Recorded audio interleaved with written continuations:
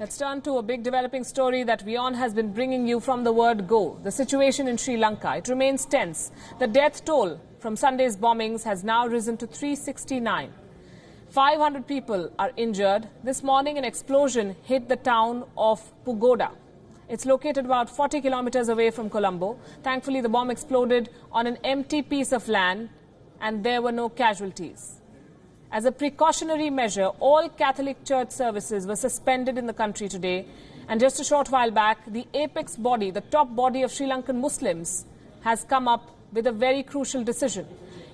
The top Muslim body of Sri Lanka has advised women in the country to not wear burqas. They say the burqa comes in the way of ensuring national security, and they've urged Muslims to always carry their national identity cards and produce them when required by any public officer. It's a huge statement. They've also said that mosques will not hold the prayers this Friday in a show of strength, in a show of solidarity with the Christians of Sri Lanka. The divisions within the Sri Lankan government, though, remain. The Sri Lankan Defence Secretary, Hemasiri Fernando, stepped down today. Many say that he is the fall guy in this case. He denied any failure on his part, but he said that he was taking responsibility for the failure of the institutions he headed. This comes a day after President Maithripala Sirisena asked Fernando and the Inspector General of Police to resign. The Prime Minister of Sri Lanka, Ranil Wickremesinghe, in an interview to the Associated Press, spoke out on the government's failure and the ongoing investigation. No, there has been a breakdown of communication and the flow of information.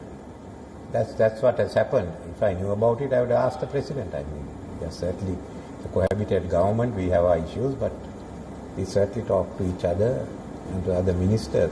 Not only me, the ministers were all not aware, and we could have taken some steps. And the President told us that even his security had not been informed. A nationwide manhunt is underway to nab those associated with these attacks. More than 70 suspects have been taken into custody so far. Well, just rounded up a lot of suspects, but there are still some of the active people who are on the run. They may be having explosives with them, or they may have hidden the explosives. So we have to find the suspects as well as the explosives. So that's still on.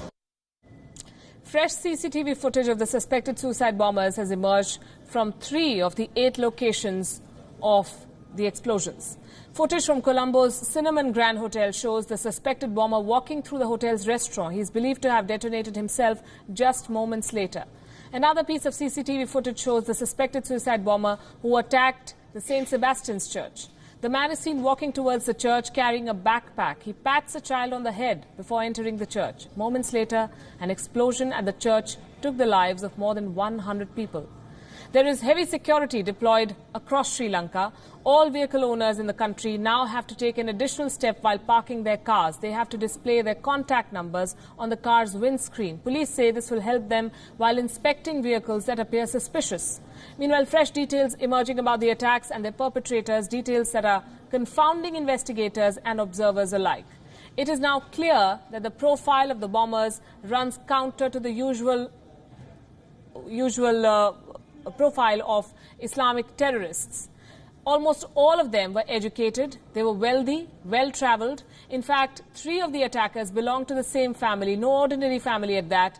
Inshaf Ahmed Ibrahim, Ilham Ahmed Ibrahim were both sons of Sri Lankan millionaire businessman Mohammad Yusuf Ibrahim. He's a spice trader, well known in political circles.